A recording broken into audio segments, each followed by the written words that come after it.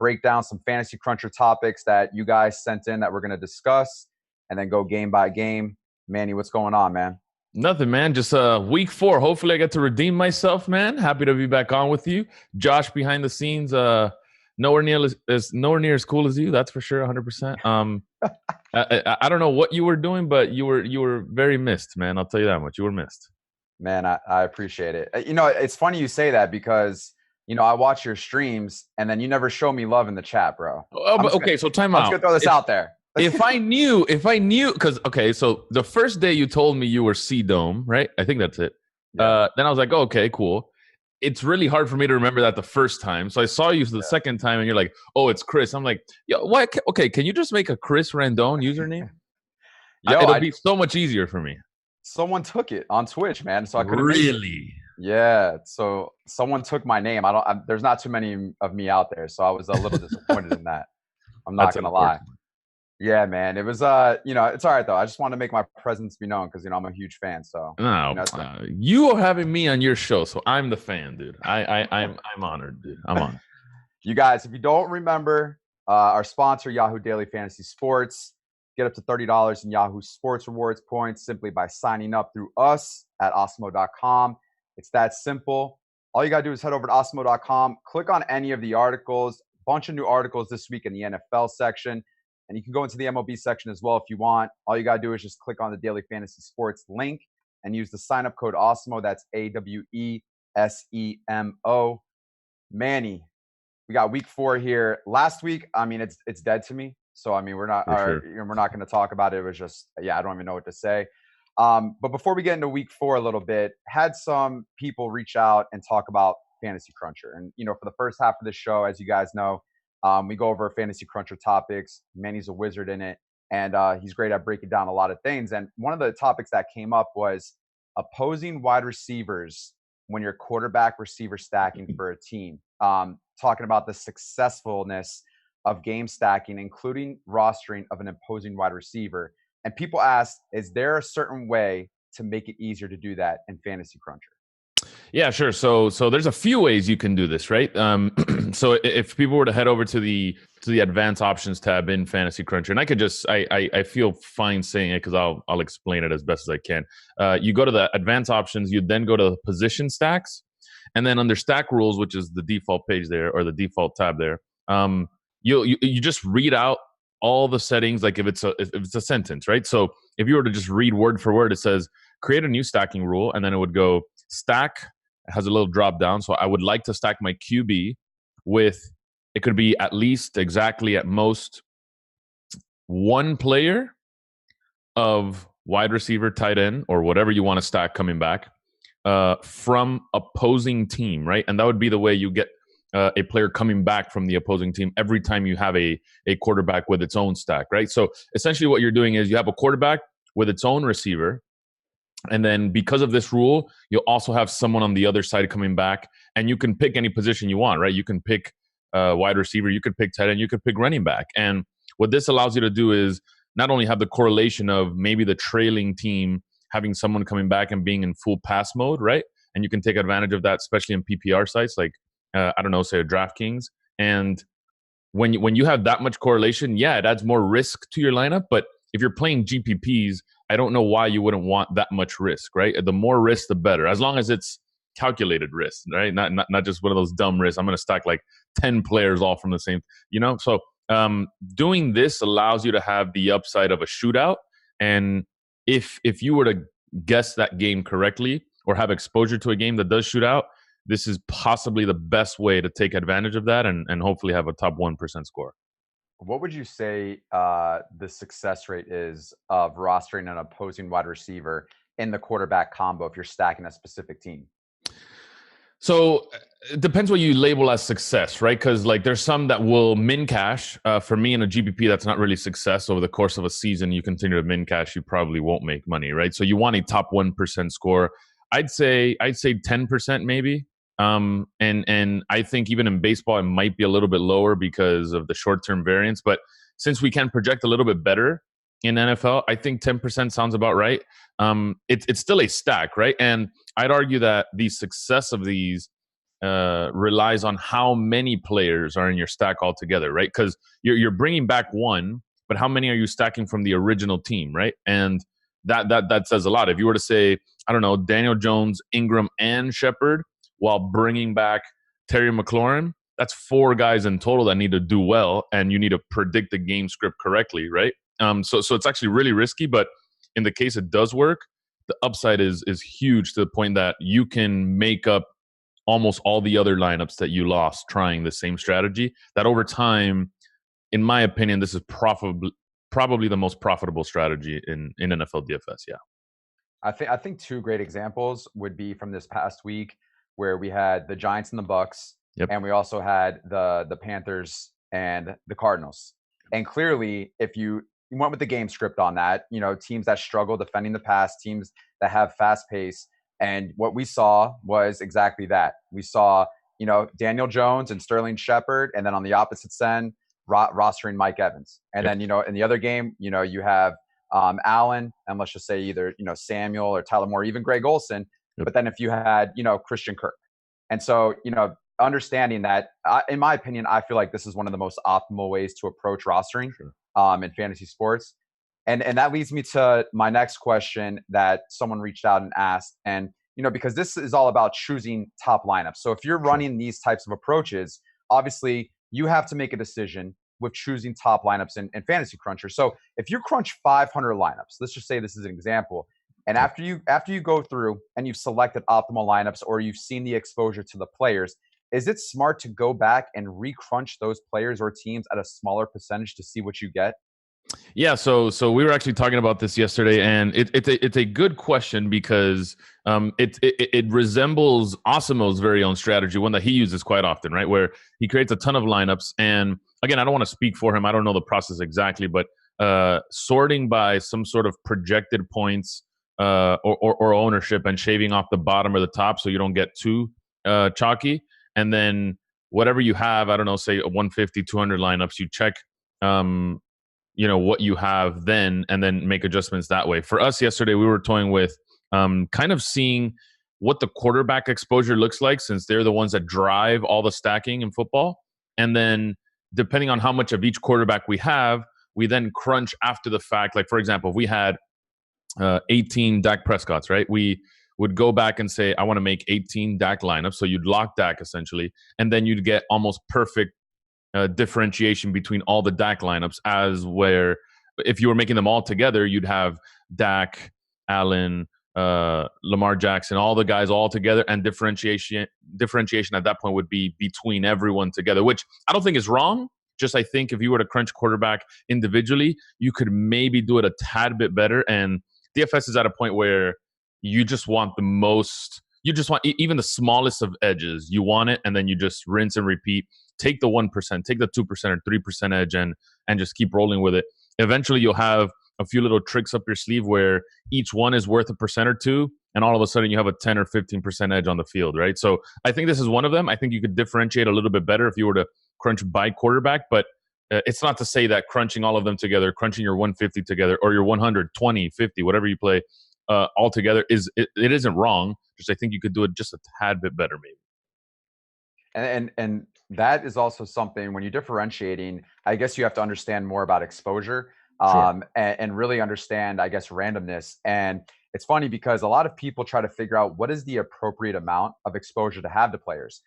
Do I keep randomness the same for everyone? Is there a certain minimum or maximum for randomness? If we're in Fantasy Cruncher, how do we know, or is there a certain standard or a rule when it comes to exposure for players? Is it better to adjust? Is it better to have them kind of in a closer gap of percentages? I guess this is something where people kind of struggle with on a day-to-day basis of how do I spread out, or how do I eliminate players? Is there a certain way that maybe people should start off with in Fantasy Cruncher when it comes to this? Yeah, so this is always and I think this is what separates, really good players from, the average player, is how well can you manage your lineups when you're making a lot of them, right? And every time that comes up, you obviously talk about exposures, where you're going to cap certain players if you're capping, where you're going to, what your stacks look like, how much of each player you have. And for me, I have this, and it's really tough when you think about it, is I don't really like capping per se, even though I think it's fine. If it works for you, you can do it. I'm not opposed to it at all. I choose not to cap. I want to rely on projections a little bit more, but I also want to have enough diversity where I don't want 80% of a player, right? I don't want 90% of a player. They might be great plays, and that's right. They're phenomenal plays, but I want to differentiate to the point where if I'm playing Russell Wilson, I don't want them all to have a random Leonard Fournette in there. So like Russell Wilson being tied to Leonard Fournette, right? So I kind of play with the settings to where if I can hover around 50% my highest players, maybe even lower, I'd love it because I'm really diversified and I wouldn't say I'm covering the slate at every angle from every angle, but you kind of have that wiggle room to where if he fails, I still have these guys to work with. And that's kind of what I go for. If I were to give a tip and say, listen, you are a guy that believes in capping or whatever, I'd say every position you can cap a little bit different. But if you can set even a universal 45 or 50%, I think you'd be okay, assuming everyone just falls under that. That's kind of what I aim for. But if you want to take stands, there's some people that like risks too, right? And if you want to have 60, 70, 80% of a player, totally fine. For me, I want enough uniques and maybe enough randomness to make it happen. Because of the new features we have in FC Pro and how the randomness works here, it's not completely random how other sites have it, right? To where you set a 20% randomness range. Any other site was just going to take a random number in that range, and that's what it's going to assign it for that given lineup that it's going to make. That's obviously wrong. It has its faults, but the new randomness we have uses, what we consider a normal distribution, and it's now in line with what your projection actually is. So I'd say with the new FC Pro randomness, you should be okay setting at 20, 30. I don't know. I've seen people go up to 40 and 50 without a problem. So uniques and randomness, play around with it, and you should get a good mix of players. I think one of the best ways to compare it is in baseball, depending on the given slate size. If it's a smaller slate, you can be more concentrated. You can focus more and have a higher percentage owned on certain players. As the slate expands and gets wider and wider, let's just say it goes from 4 to 8 to 12 games, you now have to spread yourself out. You have to be able to have diversity in your portfolio of players. And I think this is a great example. This past week, I made a huge mistake. I had about 65% out of 150 lineups shares of Emmanuel Sanders. Great. For me, I thought it was a great play, a great price point. Led the league the first few weeks in red zone targets. And I mean, he seemed to be the guy for Flacco. However, though, being so concentrated on that one player and him only getting 3 points for that game hurt me drastically because I had great quarterback stacking. I had the Daniel Joneses, I had the Jameis Winstons, but that one player alone, had I just differentiated myself and not had so many shares, would have gave me a better chance to have a better week. And so I guess that's the example is you can't be too concentrated because if that one player hurts you, it hurts your entire day. Yeah, for sure. It's essentially we're playing, think of it like this. We're playing probabilities, right? And the probability of Manny Sanders in that week, I was right there with you. I didn't have him 60%, but I had a decent amount of him to where it hurt if he did poorly, right? And we have to understand that this is just probabilities. We're putting ourselves in the best position to succeed. But in a probability, it's just he'll succeed X amount of the time. The other half, he's going to fail, right? And or at least not do as well as we think he is. And that's exactly what we got yesterday. So if we could understand that it's just probabilities and we are putting ourselves in fine positions, but doesn't mean that's exactly what's going to happen every week. Just know that and be conscious of that and say, well, I think Manny Sanders is in a good spot, but he can still fail, 60% of the time or something. I don't know, which is still fine for me. I'm still going to play him X amount, but I should never overextend myself because the risk is definitely there with anyone, really. It doesn't matter if the matchup is prime, if it's great, if he's, anything. Anyone can fail on a given day. And if we just keep reminding ourselves of that, I think we could make better lineups. The last question someone asked about was they asked a couple weeks ago, we touched on naked quarterbacks a little bit. And I guess in the leaderboards, they're starting to see more quarterbacks, but not being paired with wide receivers, specifically like Deshaun Watson or Tom Brady, someone who kind of spreads the ball out, but not necessarily is going heavy on one specific target.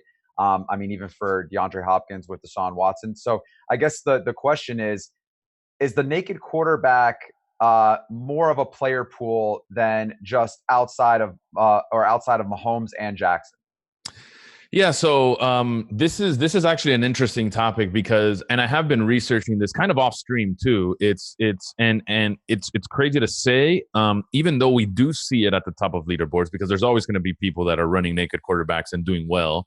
The fact of the matter is, naked quarterbacks haven't really been stacking up to prior years, and what I mean by that is, these overall scores that you're getting from naked quarterbacks, although you see some at the top, there's a lot of them, like way more than there are at the top, at the bottom, right? And I think the thing here is you don't really have correlation, right? Essentially, when you're game stacking or team stacking or whatever, you are taking advantage of the correlation. So in one play, two of your players can get points, and you maximize your points that way, right? That's where the risk comes from. If you stack 3 players, 4 players, even more, right? So when you're running a naked quarterback, it's, yeah, that person individually can do well, but what you also have to do is pick the other 8 guys in your lineups perfectly almost, right? To the point where if I pick perfect, then I can make it to the top, where that seems more, the naked quarterback seems more of a cash game strategy, where if he fails, no one else in your lineup fails, right? You don't want that risk in cash.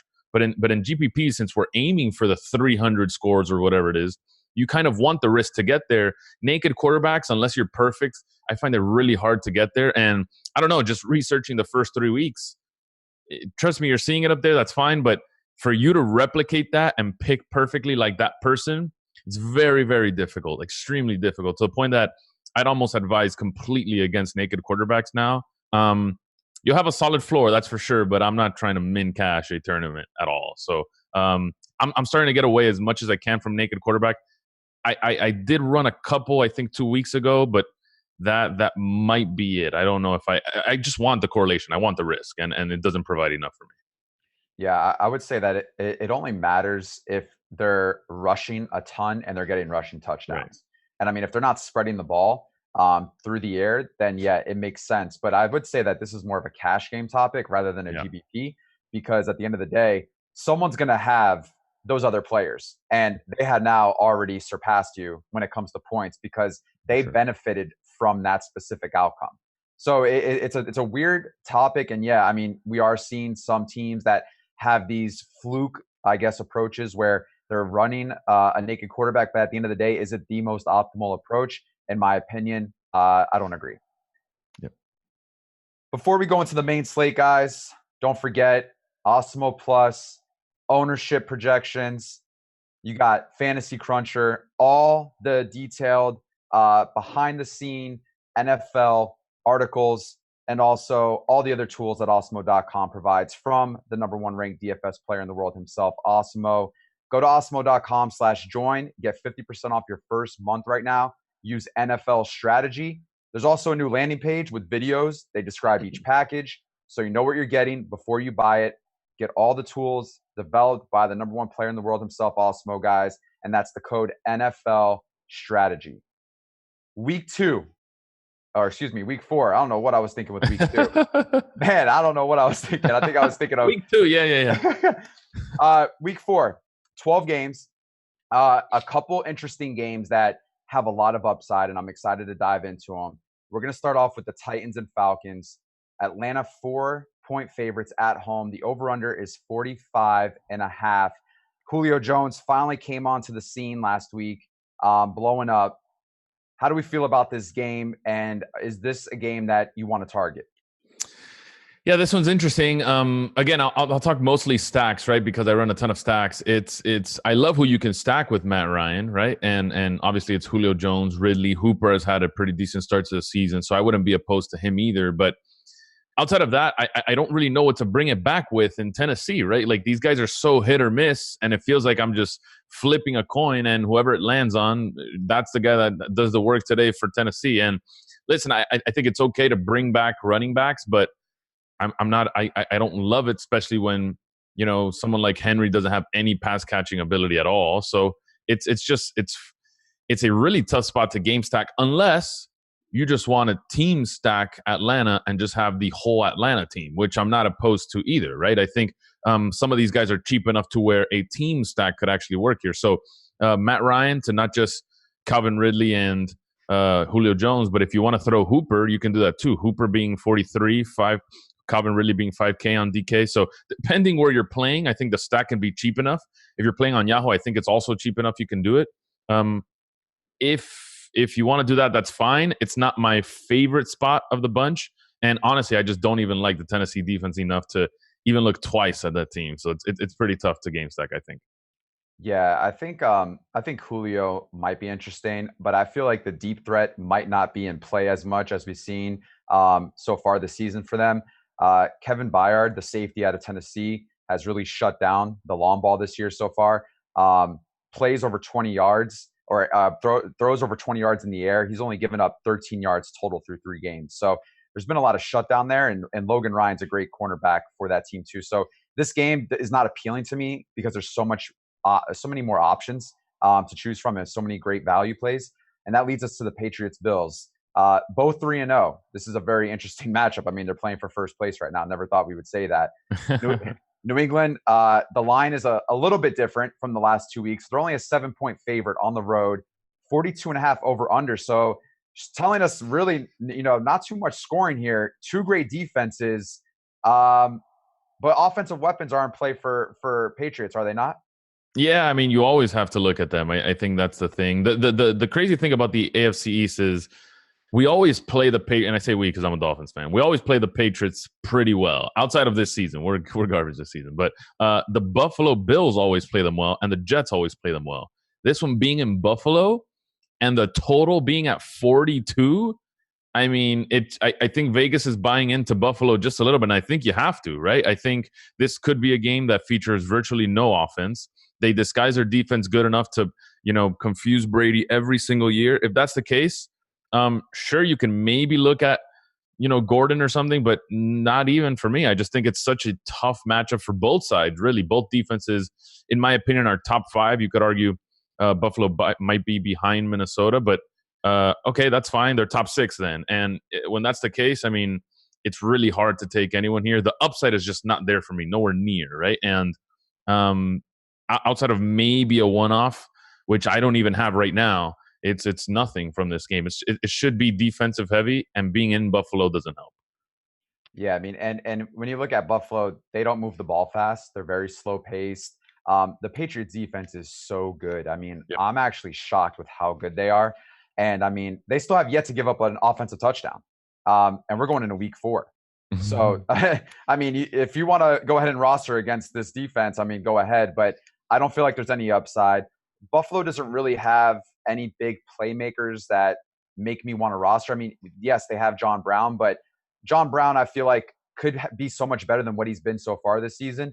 And I mean, like I said, there's not really a running game there. I think the focus will be on Allen. It's going to be hard for him to run. So, yeah, I mean, as far as fantasy production, I don't see it coming from the Bills side. And, obviously Patriots players are always in play, but this 42.5 over under is nothing to be happy about. Another a game that we could be happy about, though, is a 54.5 total is Chiefs at Lions, 6.5-point favorites for Kansas City. Lions are not good at defending the pass, and I'm just curious, will the Chiefs be highly owned this week?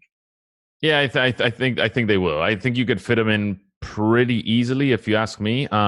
Pricing stayed really similar to last week, right? To where Sammy Watkins and Kelsey are pretty much the same price. If you wanted to throw, I don't know, Robinson, Hardman, and these guys, maybe, sure, that's fine. But if you wanted the 2 main guys, you can do it pretty easily. I think there is some value, even at the wide receiver position, at running back, that you can use to fit in Mahomes and maybe 1 or even 2 of these guys. If you want to run it back, Kenny Galladay's there. I think he's in a fine spot. If you want Kerryon Johnson, I think he might be a top 5 running back this week.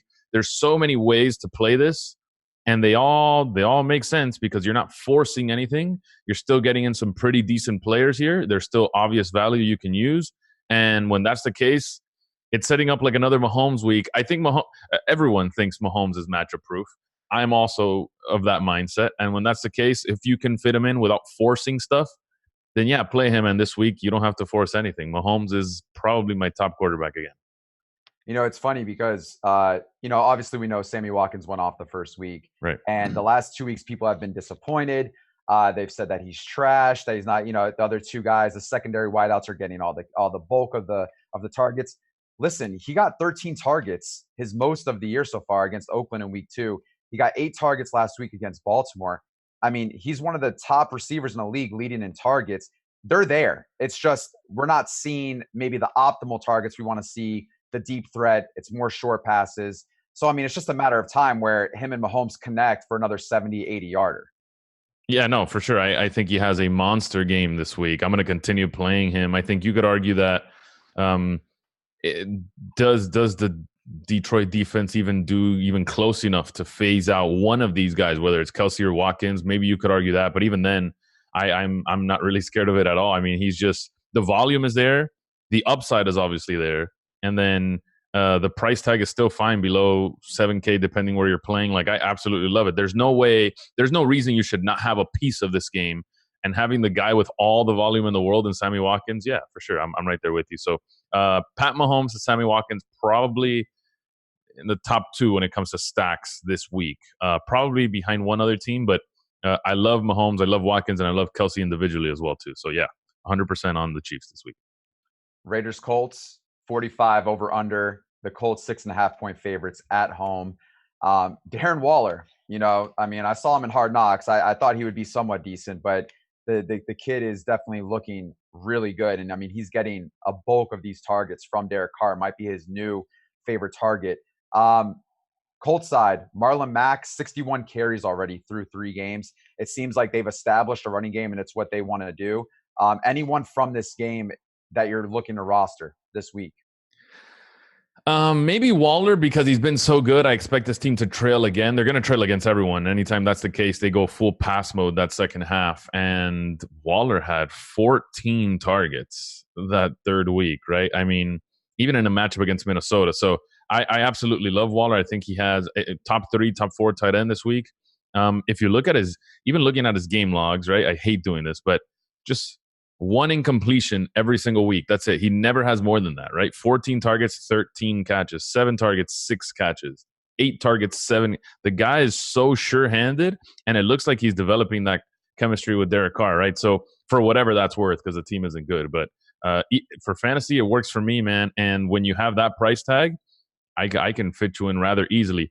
I'd say this, too. I would have more of him if he stayed the same salary as he did last week, but across all sides, he is moving up in price rather quickly. So I will have a little bit less than I think the field when it comes to Darren Waller, but doesn't take away that he's a great play. Overall, this game doesn't really do much for me. I mean, passing game non-existent. I get the Marlon Mack love, which is great, but there's so many quote-unquote value running backs and running backs in good spots this week, whether you want to pay up or down, that it's really hard for me to fit Mack in, but that's not to take away anything from him. He's been great, and they should rely on him much more now going forward. So Indy should win. I think Mack has a great game. Colts defense, where they've struggled so far this year in defending the pass, is the linebackers and the number 2 cornerback in Rocky Sin.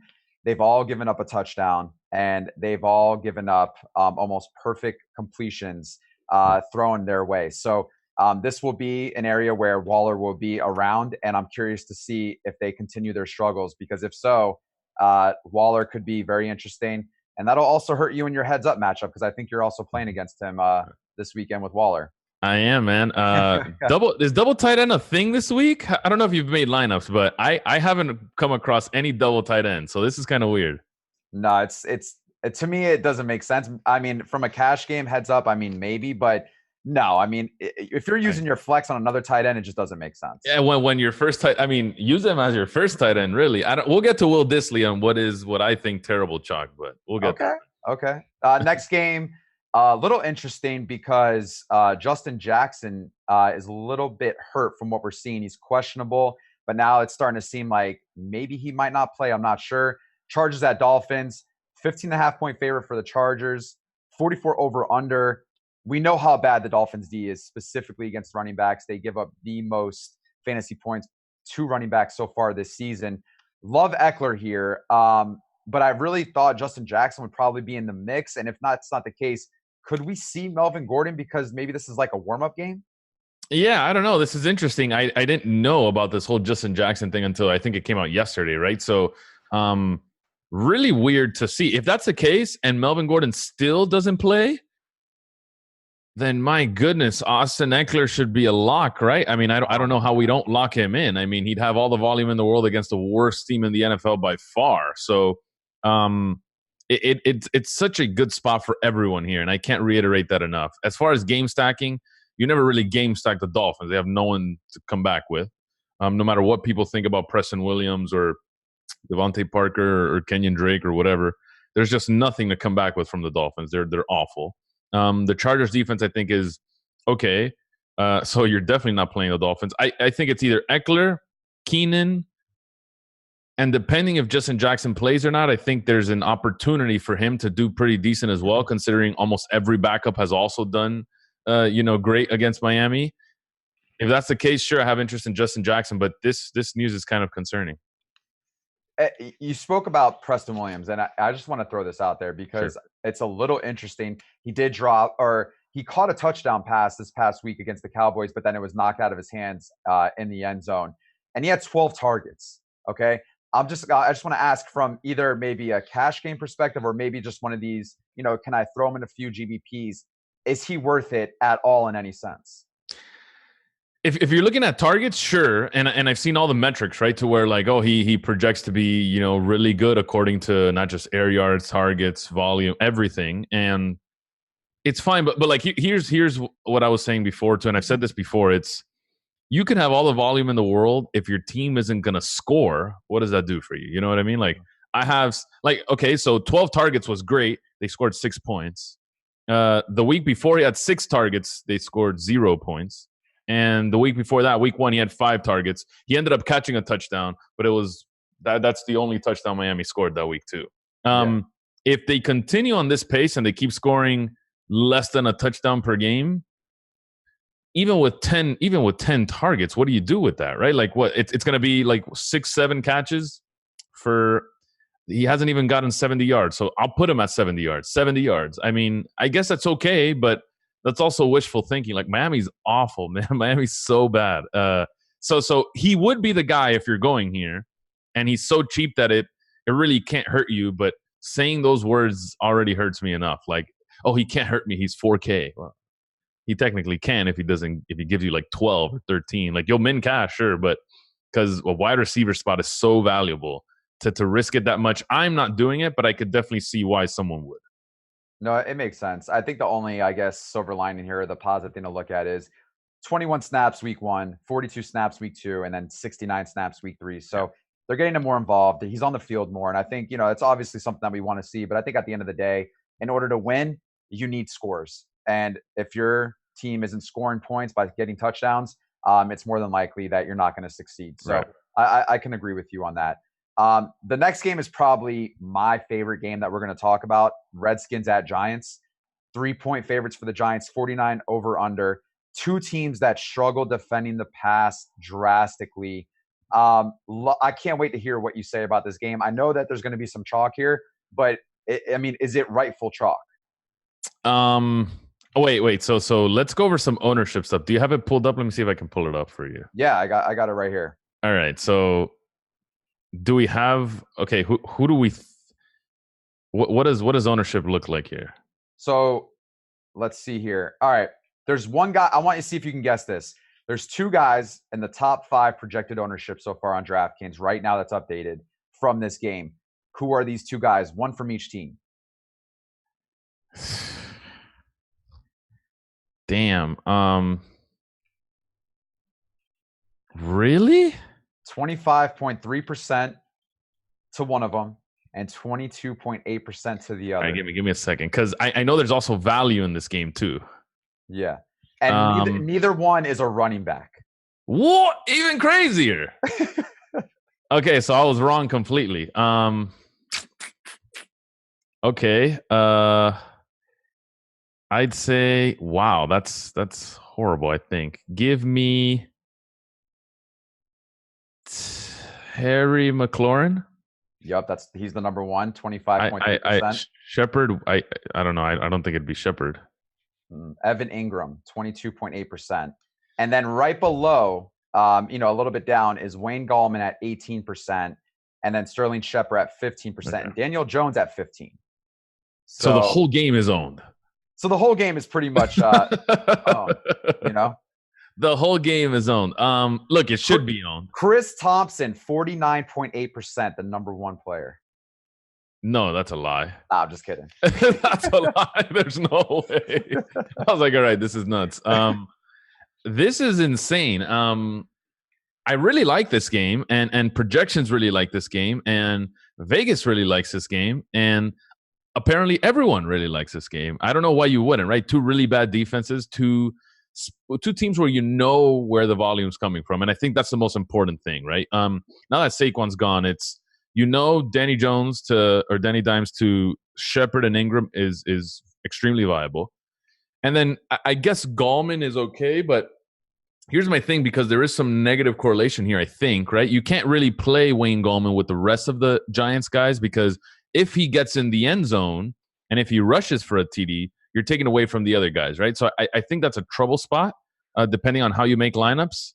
Do I think all of them are a great play? I think all of them are a great play. I think Gallman's a fine play. I think, Daniel Jones as a quarterback is a great play. Shepard and Ingram are great. And then on the other side, outside of Terry McLaurin, what are we doing with this game? I mean, can we even run it back with anyone else? I don't even know. And is Terry McLaurin that good? Honest question. He's looked that good. He's looked the part, definitely. But after 3 weeks, is he really that good? I don't know.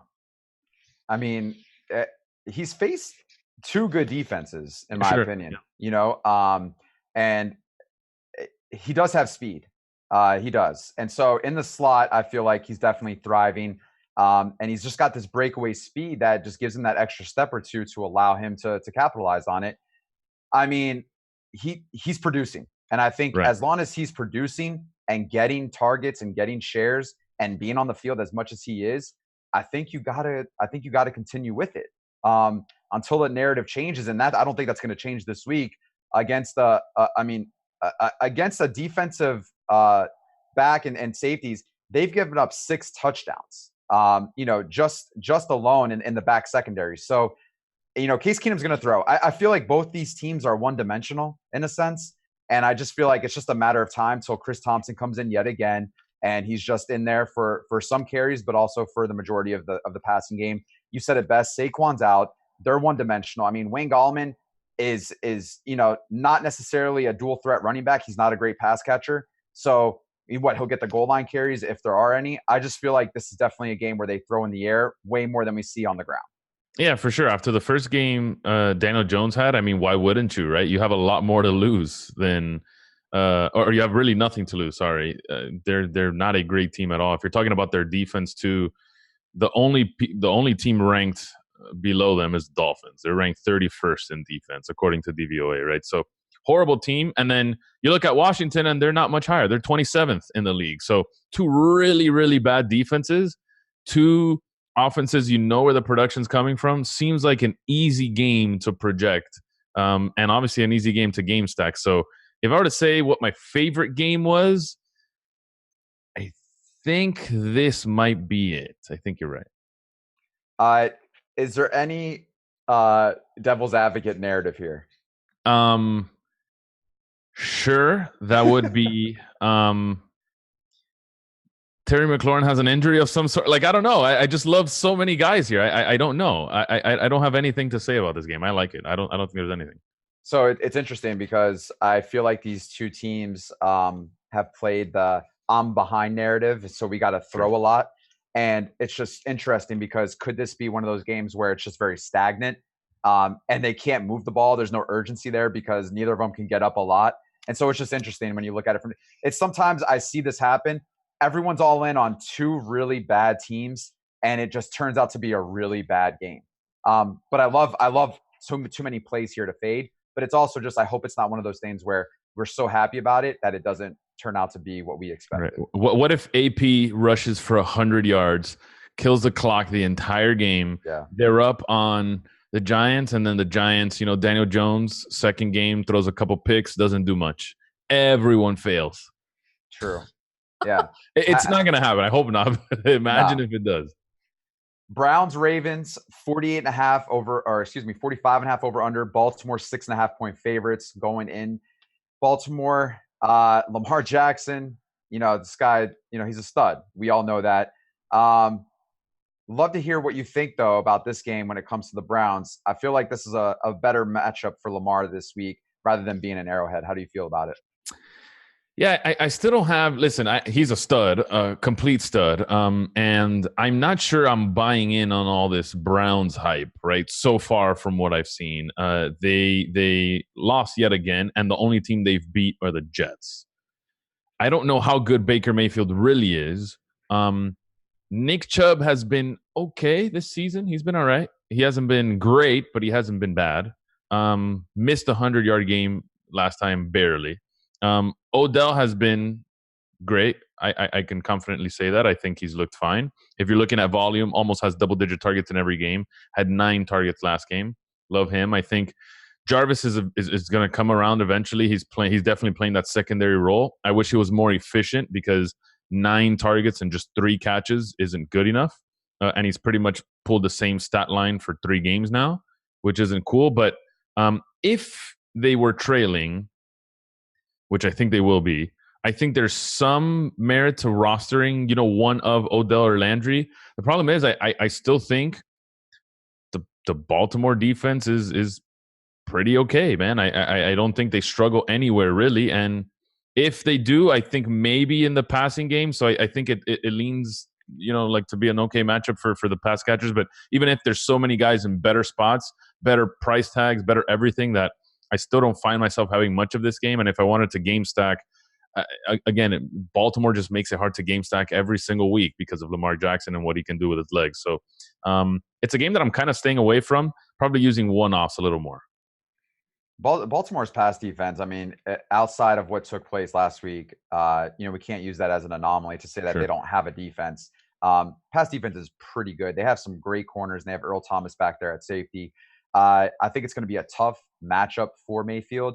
He's also struggling with accuracy, and that's a huge issue, especially if you're trying to roster or stack a team. If he can't get it accurately to a wide receiver, I mean, that's going to hurt you in more ways than one. So I agree. I think Odell might be interesting for like the down the field or down, in the game narrative where they just got to throw, and that takes away from Nick Chubb. So I can see that. But outside of that, this game really is not as appealing to me as others that we've discussed so far.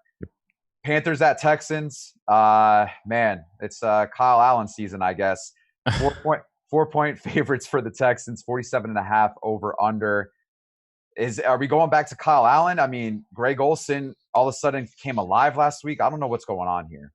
Yeah, I actually love this game, and the reason why I said that Giants game might be my first or second favorite game is because this is probably my second or first favorite game, depending where you rank both of them. Right? I absolutely love this game, and it's weird because I actually think I like the other side more. But I'll start with Carolina. I think Kyle Allen's still at that price tag. Totally fine, man. There's nothing wrong with him. Clear pairings with him too, right? You're pairing one of CMC, Olsen, Samuel, or DJ Moore. You know that 100%. You know where the volume's coming from. The thing is, I think this might be a little bit of a tougher matchup than what he had last week, right? Arizona's awful in every sense. So it was a much easier time against them, and then playing in Houston won't help. And then Houston is a much better defense than is, I think, Carolina. It's not even close. Are you sure? Think Arizona, sorry. Are you sure? Because you're going to be shocked. The number 1 owned defense this week is the Panthers right now. Is the Panthers? Yes. What? It's the Panthers. Well, okay, so going to the other side, Deshaun Watson does turn over the ball a lot. But I mean, okay, so analyzing Allen first, I think Houston is not the best matchup. Like, it's nowhere near what is Arizona for him, right? At least I don't think so. Not even close. So if you think from just a 1-game sample, at least this season, that Allen will do well again, sure, fine. If you think Olsen can have that game again, sure, by all means, go for it. I don't think so, and that's why I'm kind of staying away, and I much rather go to the opposite side. It's weird to me that the Panthers are the highest owned. Excuse me, second highest behind the Chargers. Excuse me. Okay. I didn't see the Chargers. Okay, but even if I have a lot of interest. Okay, if that's the case, I'll gladly in tournaments go with Deshaun Watson to I don't know, Hopkins and Fuller, I think that's amazing. I think that's fantastic. I also think Fuller's a great value play this week. I love where the production's coming from. I absolutely love it. And if we're gonna get 35 passes plus per game for Deshaun Watson, despite the whole sack issue, right? He's already been sacked 12 times this year. If we can get past that, sure. I absolutely love Deshaun Watson. It's also a pace up spot, which we don't mention a lot for teams, but Carolina just has an insane pace, right? We saw it last week with Arizona, even though Arizona didn't do anything with it. Give it to Deshaun Watson and let him try. I think that'll work a little bit better. Houston, number 6 team in the league right now, giving up the 6th most fantasy points to quarterbacks and giving up the 5th most points to wide receivers. So you look at ownership, kind of interesting because obviously McCaffrey, one of the highest owned players this week. But then you go down a little bit and you have Allen and you also have DJ Moore showing up in ownership. So very interesting to see that. But I think I like where you're at when it comes to Hopkins and Watson, because there's a lot of upside there. And this is one of the greatest things to talk about, is when there's a ton of upside and 2-star players and people aren't on them and they go off, that can really put you in a great position against the field. So I really agree with that kind of combo. And I think that there's a lot of upside there. And if that goes overlooked, it might be an area to probably look in a little bit more. My favorite game on this slate is right now this game, Bucks at Rams, 49 over under. The Rams 9.5-point favorites. Hashtag fade Todd Gurley season. He's done, in my opinion. I've watched all 3 games so far of him, and he's projected to be somewhat owned this week. But I like the Rams passing game, and I just want to see if you would feel the same way in this game. Yeah, I think the Rams are totally fine. Listen, they played Tampa. We saw what Danny Dimes did to them last week. They have a ton of capable receivers to pass to. I mean, the question for me with the Rams every single week is, who are you pairing this week, right? It could be anyone from Cooks, Kupp, Woods on any given week. And this week is pretty much the same thing. They all hover around the same price tag across the industry. They all hover around the same projection across the industry. And it's just, all right, who do you want this time, right? Cooper Kupp has been fantastic. The deep threat of Cooks has still been there. And then Woods just kind of a jack of all trades when it comes to being just a solid receiver. He does everything. So who do you want there? And if you're fading the running game, then yeah, just load up on this passing game. You have a ton of options if you want to run it back. We saw what the run back did last week with guys like Evans. I still think Godwin's okay. Like everything's still in line for it to be a great game. Just how do you make it work, and which one of these guys do you want? So yep, I think you're totally right. There's so much to love in this game. Can we just talk real quick? Todd Gurley, his price is dropping, and it continues to drop. I want to see just your take real quick. Is he done? I mean, they don't use him. I don't understand. And I mean, if the injury is that bad, why is he on the field? Like, or if it's really load management, like I don't understand. It just nothing makes sense here. And if it's going to continue being like that, I mean, what do you do? I can't play him at 14 touches a game. The biggest thing is when I look at him and I look at Dalvin Cook is explosive. Dalvin Cook can cut. Dalvin Cook can get his way through holes. You look at all the carries this year from Gurley, they are so bland. He has no power. He has no quick step out to the hole, and the defenses are just swarming in and attacking. The only successful running plays that they've had, and I kid you not, is when they do a sweep to the outside where he gets some blockers, and I think that's the only way he scored a touchdown this year so far. So from what I'm seeing, he's just not very mobile. He's not explosive, and I just feel like it would be a waste in rostering him because, like you said, 14 carries, there's definitely something going on, and I just don't see it changing anytime soon. Yeah, if you're comparing to Dalvin, it's not even close, right? 20 plus touches per game. Not only is it almost a guaranteed 100+ yard bonus every time now, but he gets 3 to 4 catches a game. Like, what don't you love about Dalvin to where Gurley? And it's just depressing, man. It's just a 7-yard run. He won't play for 3 or 4 plays. He comes back in. Maybe another 8-yard run. Maybe a 5-yard run. He sits down for another 3 plays, and it's just like, man, really?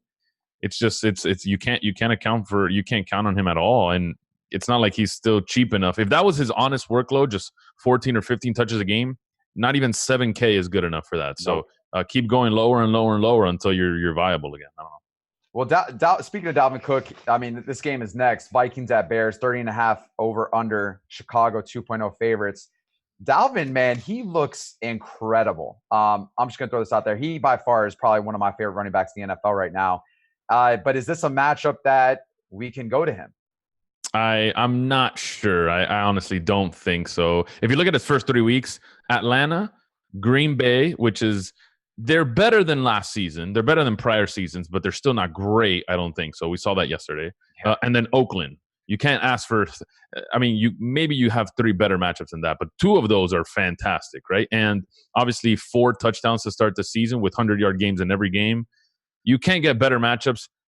Fast forward to week 4, and you probably have a top 3 defense waiting for you, right? I mean, you could argue maybe even number 1 in the league in the Bears. And then on the other side, for Trubisky and company, it's the same thing. So I believe Vegas when I say this might end up 17-14 or something, and that's the game for you. This has a sub 40 total. Anytime you see that, and he's on the road, listen, he's not really cheap either. So really tough to play anyone in this game. Both defenses are extremely good. The only thing I think I would say is, I do like the matchup from a ground and pound perspective. Sure. I think, they need him the entire game, and they're going to need him to, grind out some yards. And I think the other thing is that he's going to be very low owned. So with a guy with a lot of upside and with low ownership, it's obviously another area that maybe is not a bad place to attack, but it's like he is expensive. However, though, he could be some guy that you could sprinkle in some areas if you're looking to pivot down from McCaffrey. Going into the last game, Seahawks, Cardinals, 48 over under, 5.5 point favorites for the Seattle. Will Dissly season. Let's just throw that out there. Everyone is on the Will Dissly train. One of the highest projected owned players this week. Where did this guy come from? Yeah, no, he just catches the touchdowns. That's all he does. He does nothing but just catch the touchdowns. So, he's almost not even involved the entire drive, every drive. And when it gets to the red zone, he's always the one that just catches the touchdowns. I don't understand how that even works, why he's in the game plan. I guess they also love him so much that they traded their backup tight end, right? Nick Vanette. He's no longer with the team, right? I don't know who the backup is now, but all that tells me is that they really, really like Will Dissly. I mean, where's the upside outside of touchdowns? Okay, so he's so touchdown dependent.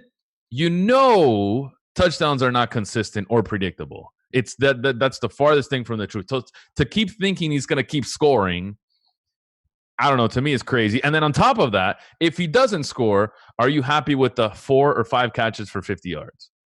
For me, that's a lot of ownership for a guy that can fail pretty bad.